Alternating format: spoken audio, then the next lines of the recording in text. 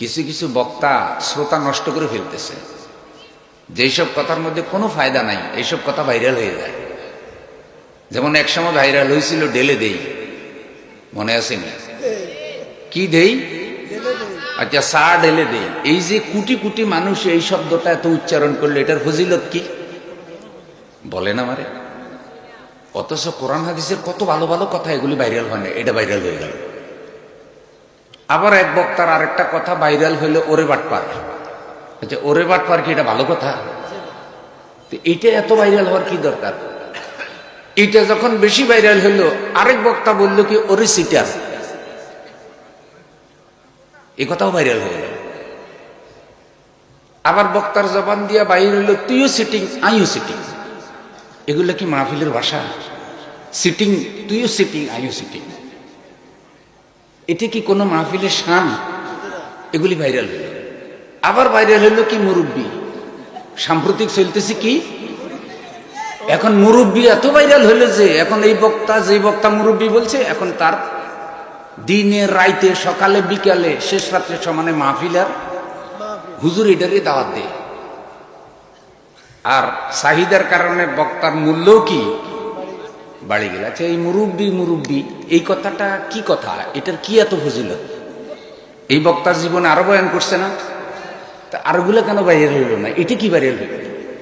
শয়তানের এটাও একটা সফলতা যে বেহুদা কথা ভাইরাল করে দেয়। যেসব কথার মধ্যে কোনো কল্যাণ নাই, কোনো শিক্ষা নাই, কোনো নসিহা নাই, যাকে ইচ্ছা তাকে এখন এই কথা বলে অপমান করে বাসে রাস্তায়। আপনাদের যখন নামাজ চলে তখন আমি এখানে আসছি, তো আমি পথে নামাজ পড়ছি, আমি ডিস্টার্ব করি নি, দাঁড়িয়ে আমি কিন্তু 15-20 মিনিট গাড়িতে বসা।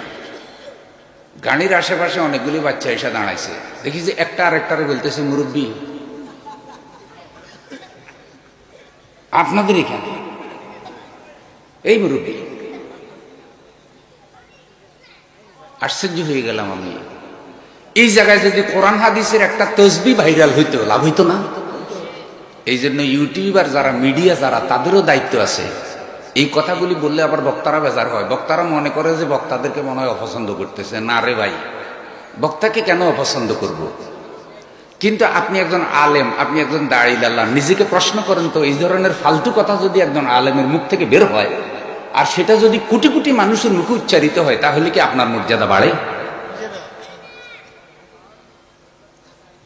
এই ক্ষেত্রে সোশ্যাল মিডিয়া, ইউটিউবার, ফেসবুকার, তাদেরও দায়িত্ব আছে, তারা যেন হাবিজাবি কথা বেশি ভাইরাল না করে। এখন ভাইরাল হইলে তো আপনি যদি ফেসবুক, ইউটিউব, টিকটক, আর কি আছে, গুগল, সোশ্যাল মিডিয়া, আপনি যত ভাইরাল হবেন মাঠে আপনার তত দাম বেশি। অথচ কত বড় বড় আলেম এই ময়দান থেকে চলে গেছে। এক একটা আলেমের কথার ওজন ছিল পাহাড়ের চাইতেও বেশি।